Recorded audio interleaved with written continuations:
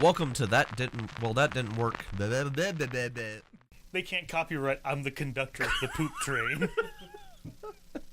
I'm gonna put my hate into your soul or whatever. Put my pain into your soul. Alright, we gotta start recording, or we're never gonna start recording. I saw this on one of the forums today, and I just had to take it. Okay, I'm in. Disturbing things for your barbarian to yell while raging. Yes, so Basically anything from the collection that is Borderlands 2 character, I can't think of his name. What class is he? I haven't played Borderlands 2. The melee. His introduction. Have you seen the introduction video to this? I'll pull it up. It's worth a listen before we start. You almost have to see this.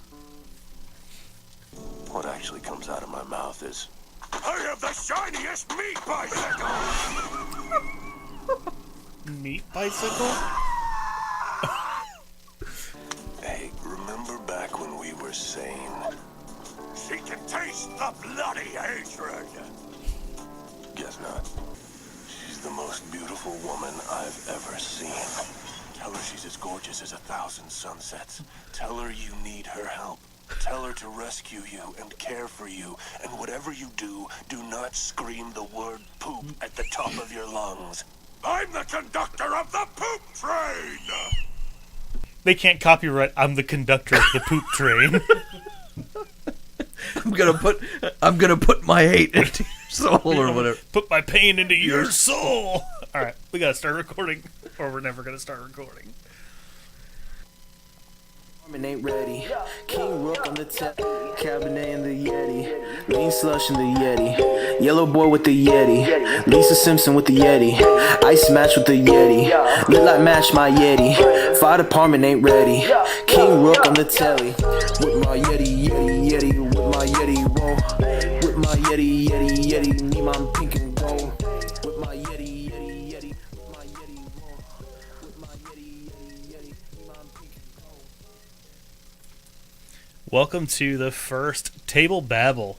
This is going to be a talk show with your favorite not working crew members each week. Now, that may change each week. I was gonna say based on who's able to be here. Also, favorite? Well, I don't. And Question mark? also, every week, I don't. No. Other question marks. We'll see what happens.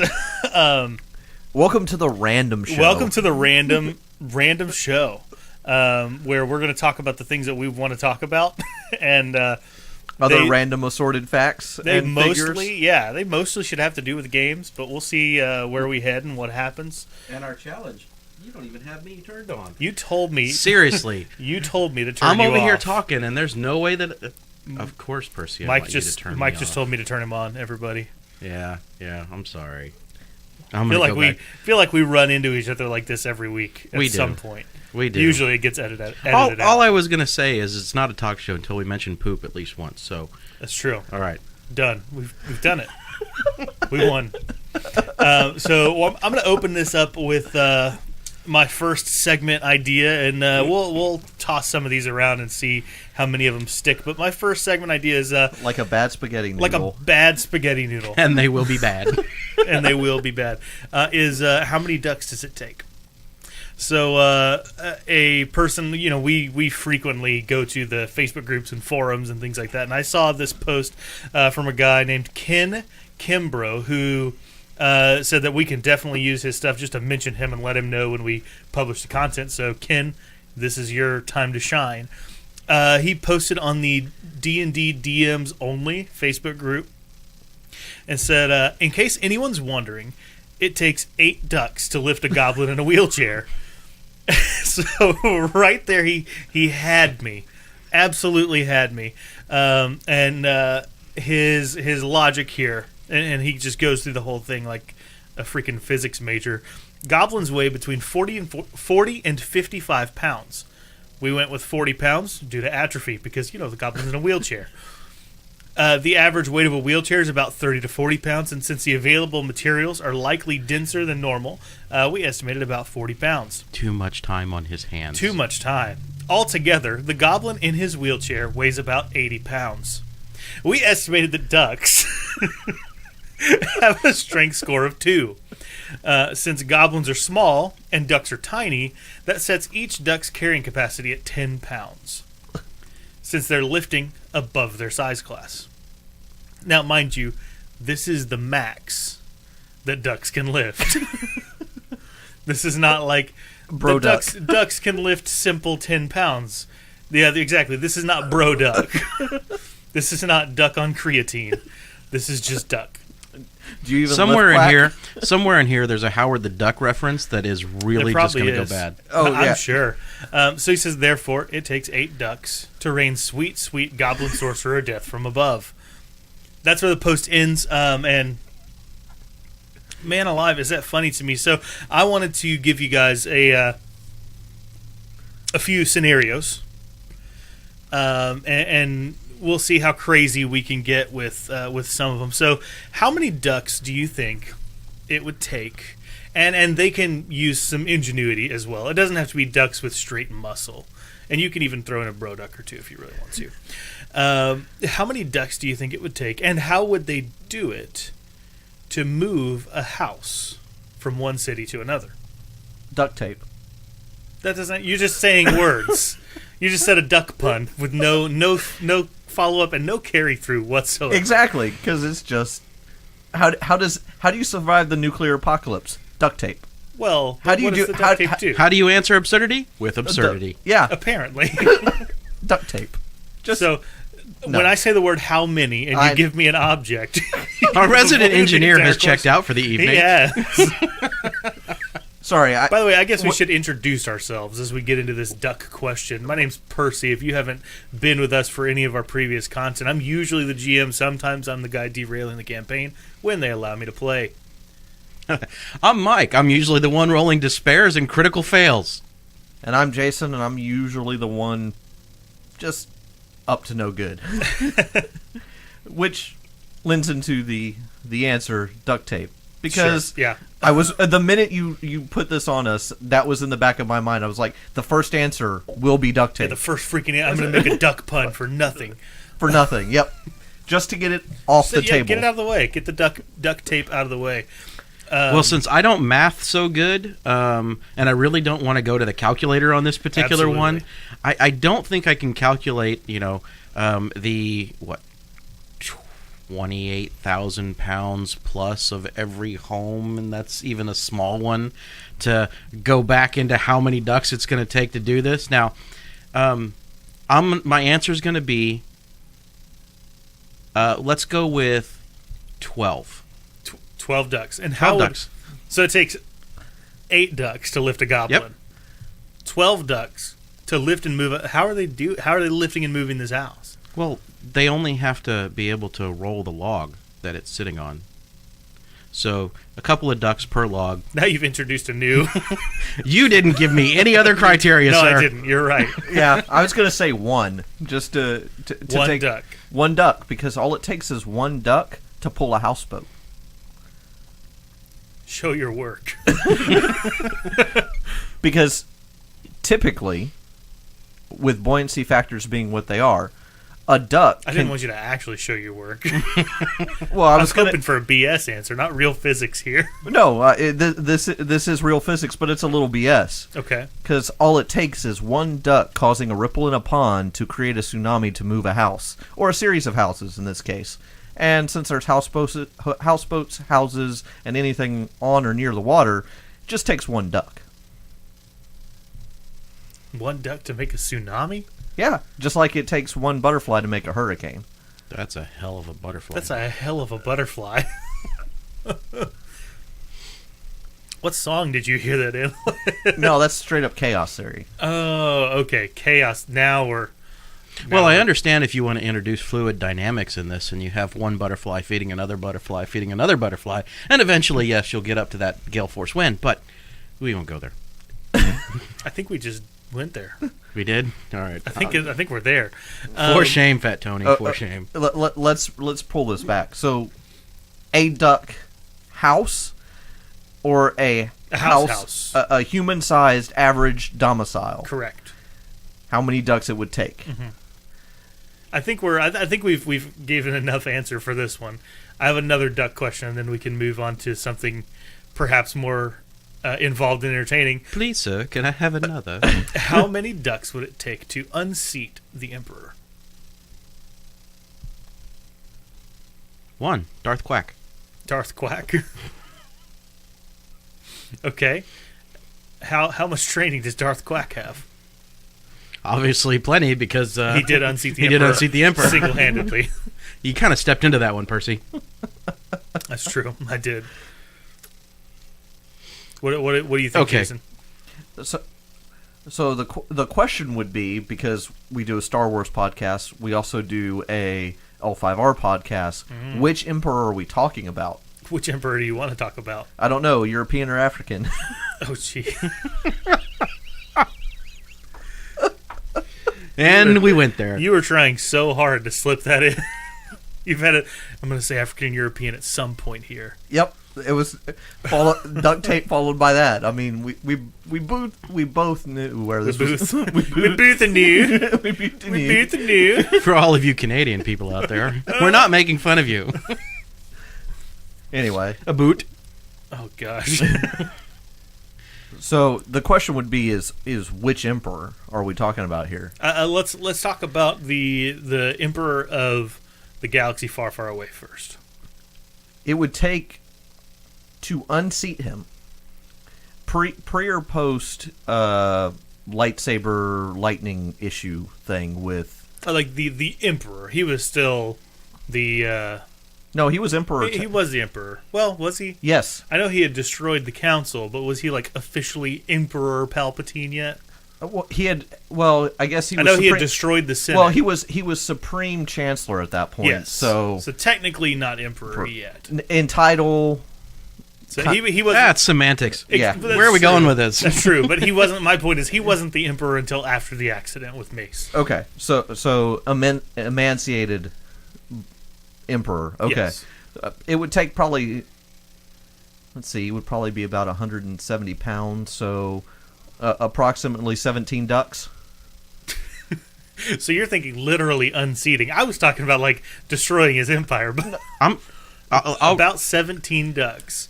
So he's obviously much heavier than the goblin in a wheelchair. Yeah, 170 pounds. Well, I'm 10 gonna- pounds each. 17 ducks. Sure. I'm gonna rephrase my answer. It's still 1, Okay.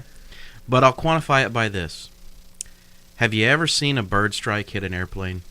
Well, it's probably just as bad with the one single duck that flies into the intake of your Lambda class shuttle.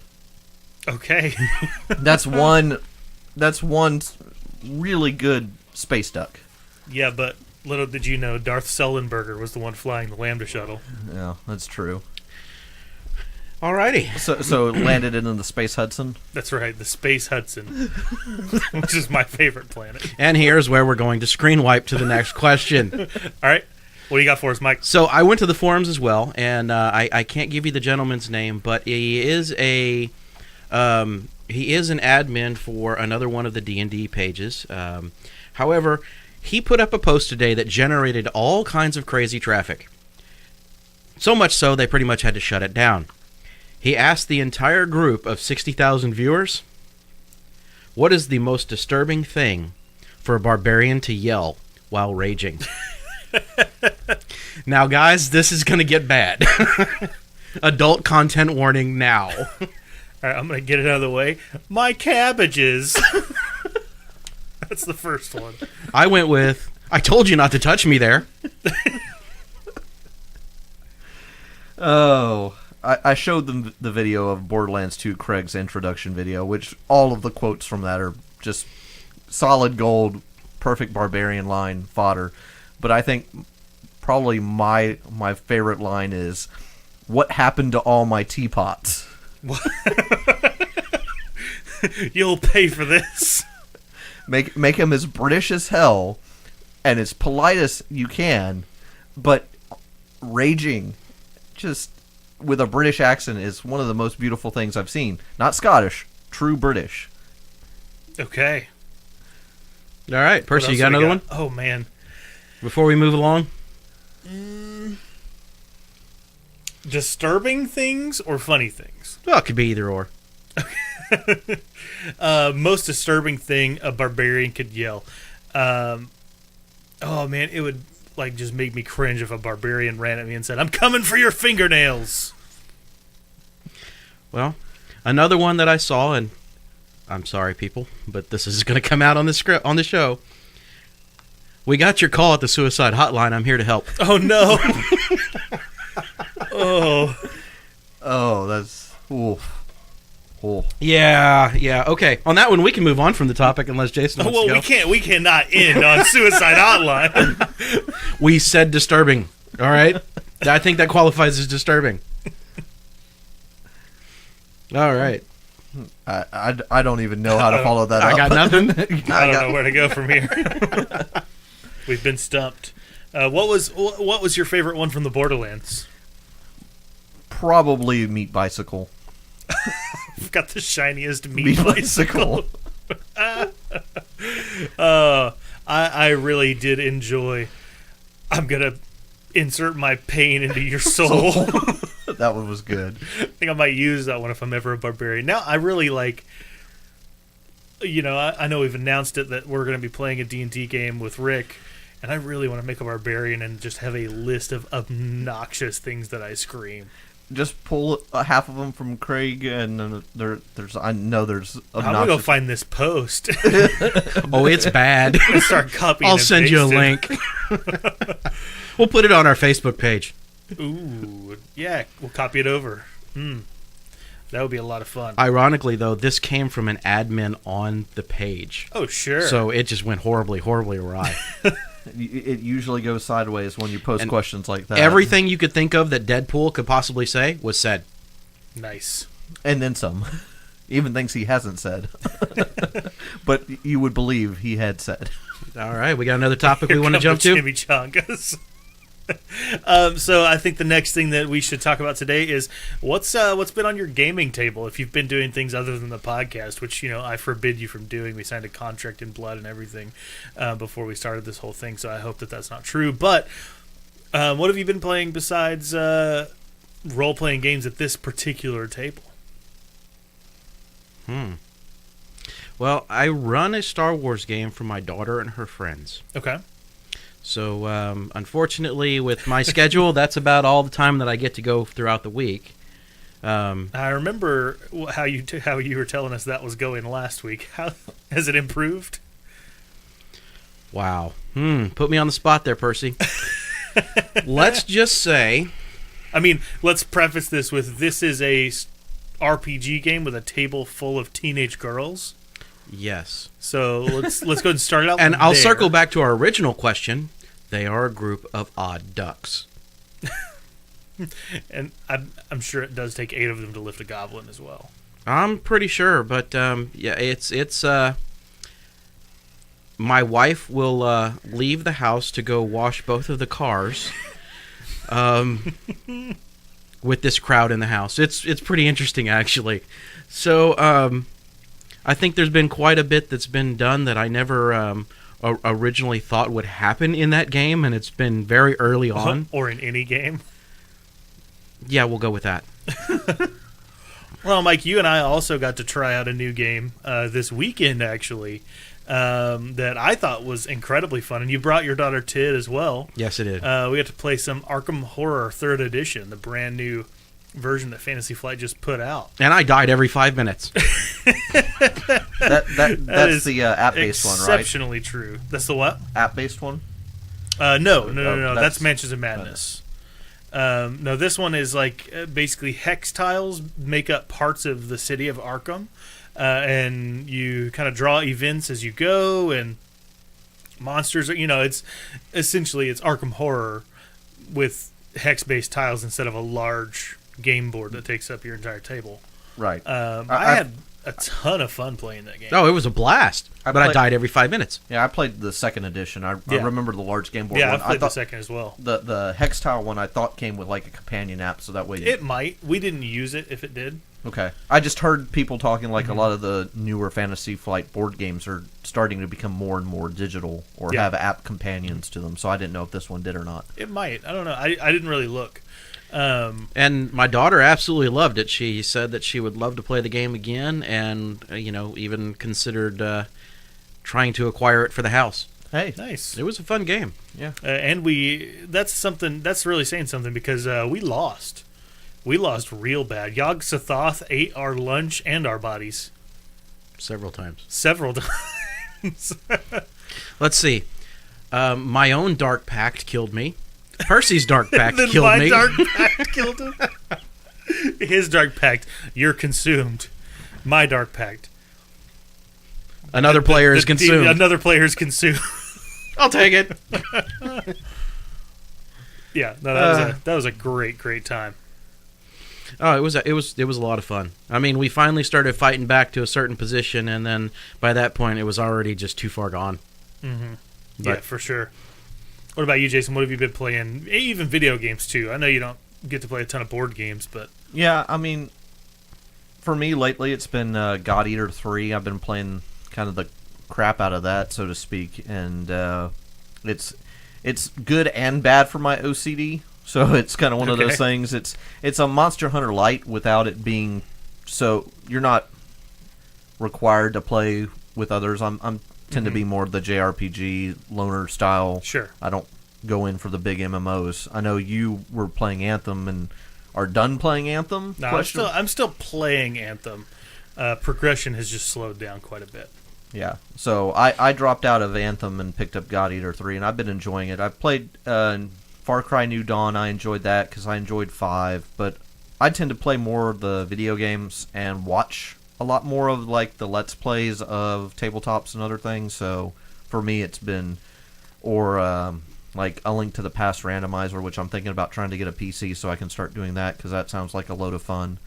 But other than that, it's just been mainly that, and I think the next big game for me is trying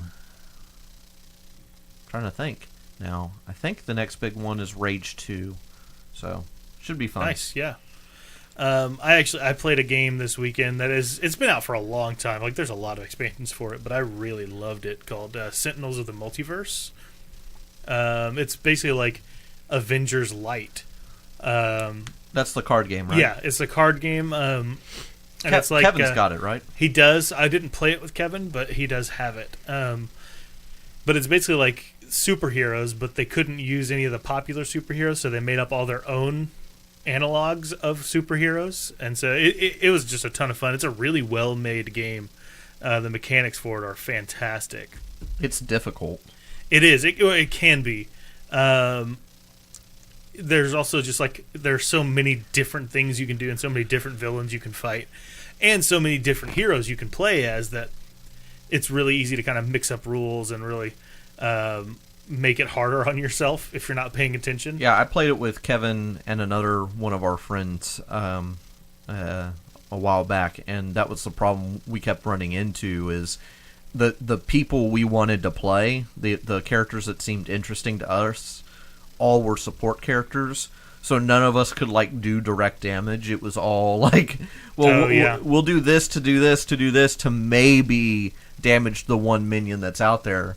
And by the time we're like into our 4th or 5th hand, there's like 6 minions out there, and we've done chip damage to all of them, but haven't really done much. And like we were fighting one of the lowest tier bad guys, and we just, because of the classes we picked. Yeah, because of the characters you picked. Yeah, that reminds me of watching How I Met Your Mother, and when Ted Mosby is trying to play basketball, and they do all the like equations on how to bounce the ball all over the court and get it into the basket, and they do it, and they like are cheering, but it's like you don't get points. The ball literally went out of bounds and hit the wall and the ceiling and everything else. Like, good, you played the game, you set up the combo, you dealt 1 damage. Are you proud? Are you proud? You proud of what you did? Hey, sometimes it's about playing more than winning. Yeah. I think often it's about playing more than winning. I think that's our philosophy. Well, that didn't work.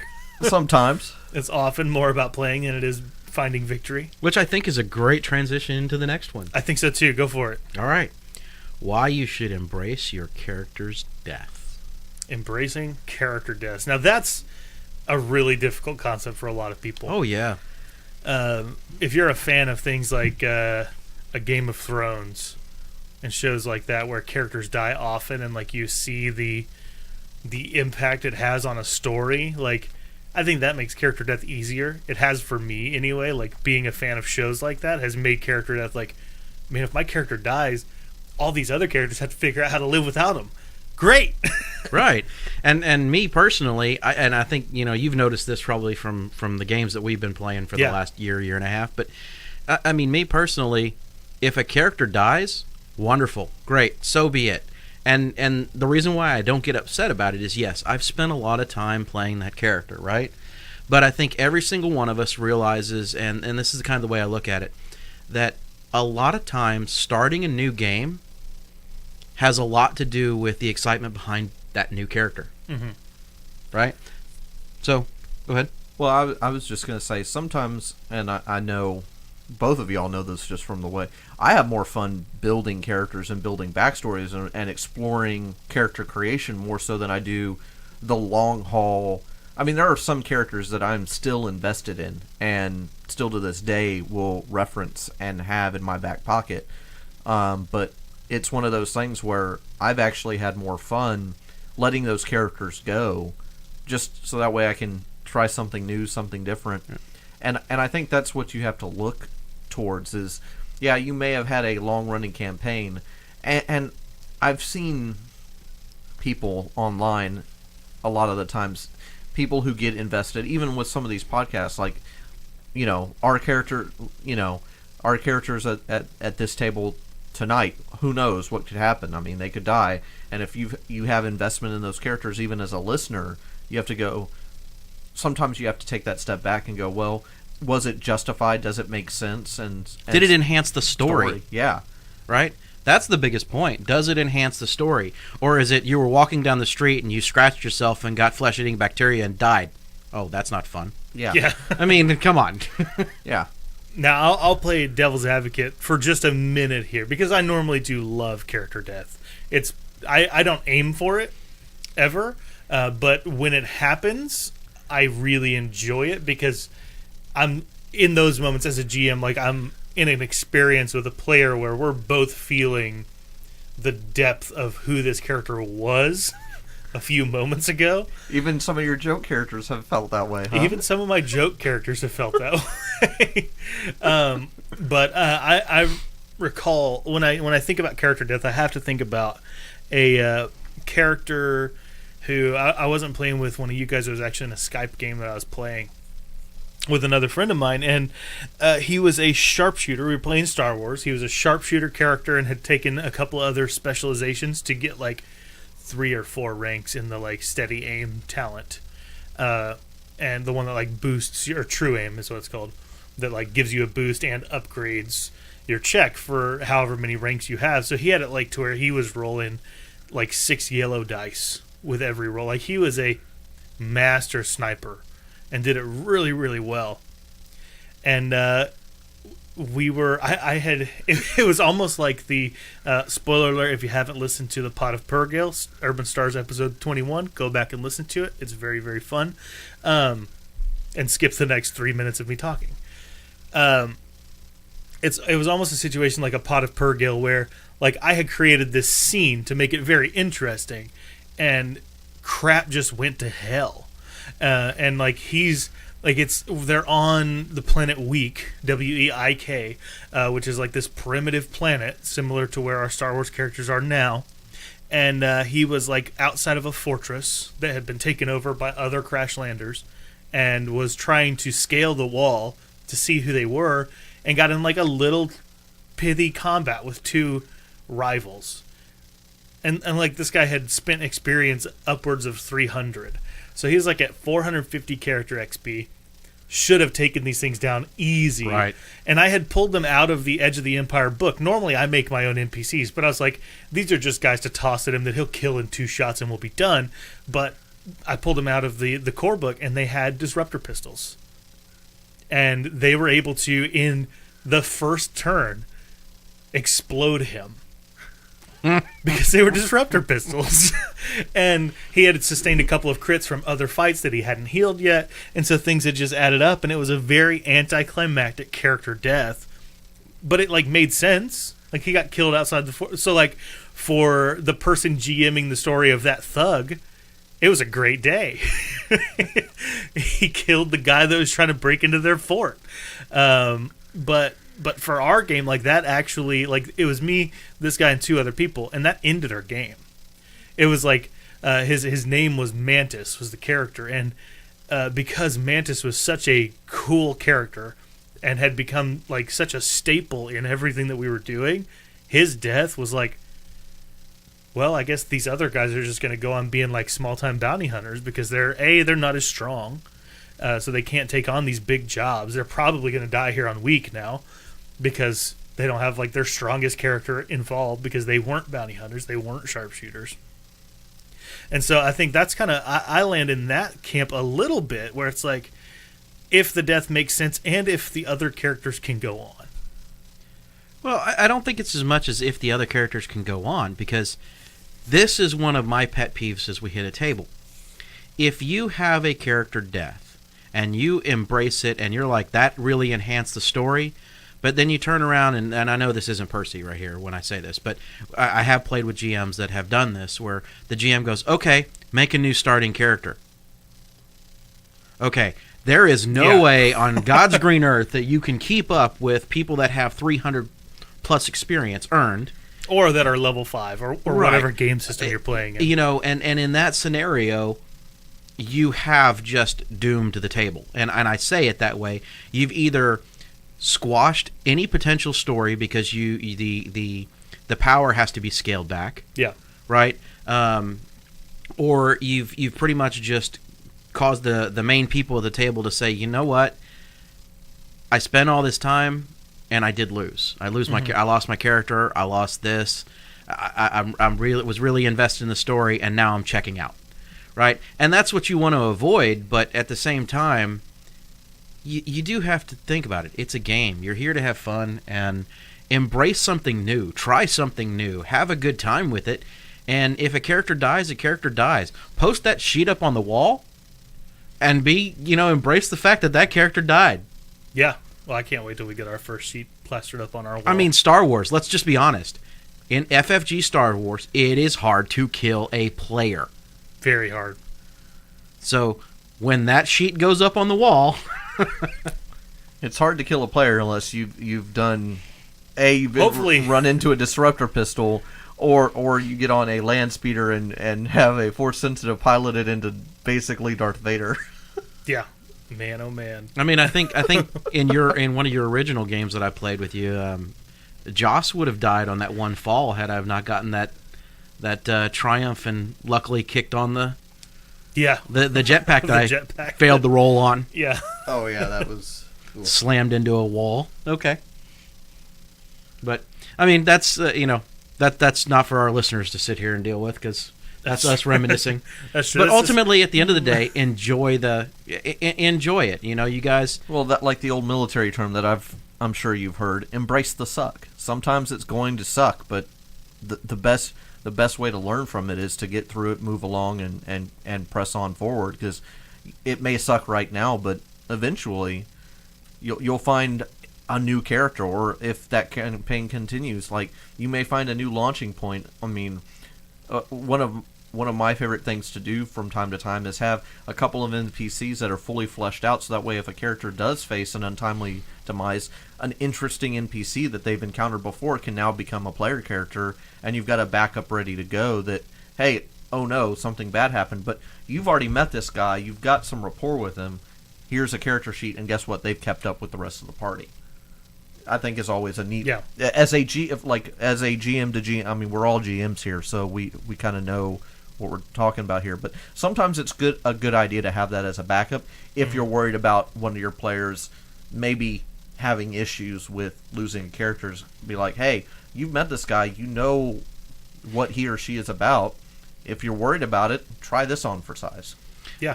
And then we can always go to systems like Call of Cthulhu, where it tells you make 2. Yeah, so here's another question that kind of piggybacks off what you were saying, Jason, just only slightly enough to make it count.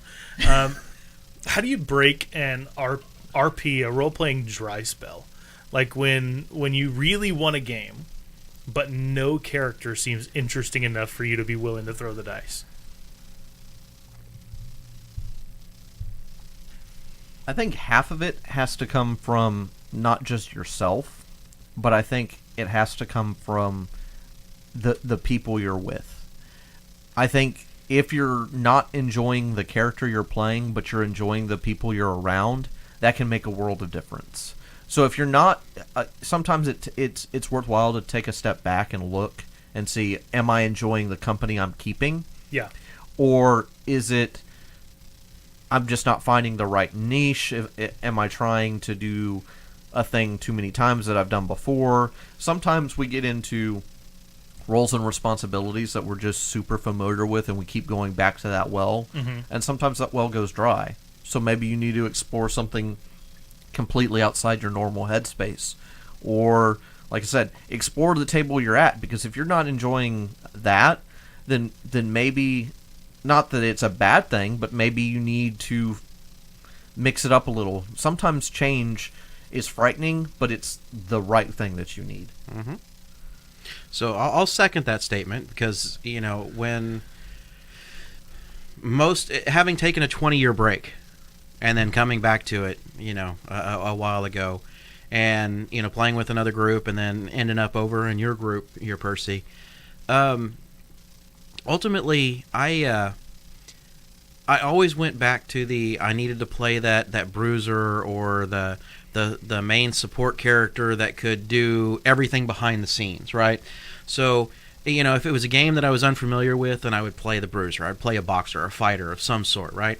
If it's a game that I knew the canon pretty much inside and out, I'd play some sort of support character, because that's where that character tends to excel. I know of my own tendencies. I have a tendency to try and min-max. So when we talked about the podcast and we talked about Star Wars being our first game, I went 100% the opposite direction with Udell. And it shows. 100%. And it has been a glorious, glorious experience. So, you know, where Jason's talking about this is explore the table, explore other characters. You never know exactly where you're going to fit and find that one that's just like, you know what? I'm having a blast. Yeah. Yeah, well, and I think I have a similar answer to it. I like the aspect of, like, who you're playing with matters, because I think that's totally true. Because you can make the most fascinating character on the planet, and then you sit down at the table and you're like, I'm at a table of barbarians. Made a freaking bard. I mean, you might be the best damn bard there is, too. I mean, toss an inspiration of barbarians is no joke. But, but like, the point is, like, you could totally skip the beat and miss the memo of, like, here's the game we're playing. But I also think, like, I recently was in kind of this rut where, like, we're creating characters for this D&D campaign that's coming up in 6 months, but you and me both, brother. We were both there. But I'm so, like, into, like, making characters, and I get to do it so little that I was like, okay, I gotta pick the perfect character. 82 ideas later. And 82 ideas later, I'm sitting here staring at the player's handbooks and everything on D&D Beyond, and I'm like, none of this sounds fun. Why does none of it sound fun? And then I took a step back and said, you know what? I'm going to come up with a concept and try to put it on paper. Now, Rick did veto my idea. Because I decided why. Percy, knowing you, I'm pretty sure that there's justification for veto. I only came in with one maxed out thing. Okay, so my concept coming into that was, I'm going to make the best damn detective there has ever been. And so I made a rogue with the not informant, I don't know, I can't remember the name of it. Inquisitive, that's the one. Inquisitive subclass rogue, which has all these things for, like, if you can see them talking, you can read their lips with a perception check, and if you can, like, a lot of things with insight and perception and figuring stuff out. And then I took variant human and took the observant feat, which gave me +5 to my passive insight and perception checks. Rick didn't want me to have a 22 passive insight and perception. Min-maxing to hell. No. Just max it. I minned everything out. Like, I wasn't good at anything except seeing stuff. I would have died very quickly, but I would have had a great time doing it. But that idea has been vetoed, so I'm back to the drawing board. But ironically, Rick vetoed a rogue. not only did he veto a rogue, he just vetoed somebody that couldn't fight. Like I was going to be absolute garbage at any fight. But yeah, so like I approach when I get into that rut, when I get into that dry spell, it's very much like, what is inspiring me right now? I think I created that character like right after I watched the new Murder on the Orient Express. Okay. And it was like, yeah, I'm gonna make Poirot, and it's gonna be a blast. And I'm gonna have a ton of fun. But what you should have done was made a Pink Panther. Gosh, the actual Panther, like the video game Pink Panther, No, or De Berger. Clouseau, Inspector Clouseau. Inspector Clouseau. Not going there. I Not mean, going there. personally, I think it would be hilarious if you made a Clouseau and I made a Blackadder. That would be. No, I'm not gonna roll the detective route. I think I'm not gonna reveal it here and now. I'm gonna wait until we do a session 0. But how funny would it be with an Inspector Clouseau, a Blackadder, and something else from mid-'80s British/French TV? Oh, you guys, I'm not even going to give you a sample. My entire character concept was based around me being a smartass and a certain voice that I was messing around with. So by the time everything is said and done, when we show up on day 1 and I bust out with that voice, I am truly expecting that we're going to have some chuckles going on, to say the least. I think everybody's going to stop, including Rick, and there's going to be a long pause, or there's going to be a long laughter. And, you know, I mean, I hate to say it, but that's just kind of where I was like you. I've done enough in that book where it's like, okay, what's really going to be cool? What's really going to be awesome? I don't want to min-max here, and we'll just go with the voice and build a character around the voice and just see what happens. Yeah, no, I think sometimes it can be that simple, or that it can be as simple or as complex as you make it, and I think the best choice is always take a look at not only yourself, but take a look at the table you're with, and you know, just to bring it back to there, because you want to find enjoyment in what you're doing, and if you're not, it's okay to take a break. Sometimes that is another good approach, is if you're not finding enjoyment in it, don't try to slog your way through it, because then you're just going to get more and more despondent and disconnected from it, and that's never a good thing. Right. So it's always good to take a step back. Now, if your enjoyment is lacking because of the fact that you maybe have a player in the game that's really not you're not jiving with, you know, I mean, that's a completely different discussion. That's a discussion for the group. But you know, if you get to a point where, hey, it's almost feeling like a second job, take a break. Yeah, exactly. For sure. Well, I think, man, I've had a good time doing this. Table Babble is what we've called it. That name may or may not stick, but man, until next time, I'm Percy. I'm Mike. I'm Jason. And you guys keep on adventuring. Out here whopping like confetti. Came up from Whoppers now. We turn up in choppers and jetties. We'll keep being the greatest out. Thank you to Lyndon Rook for the use of Yeti in our podcast intro and outro.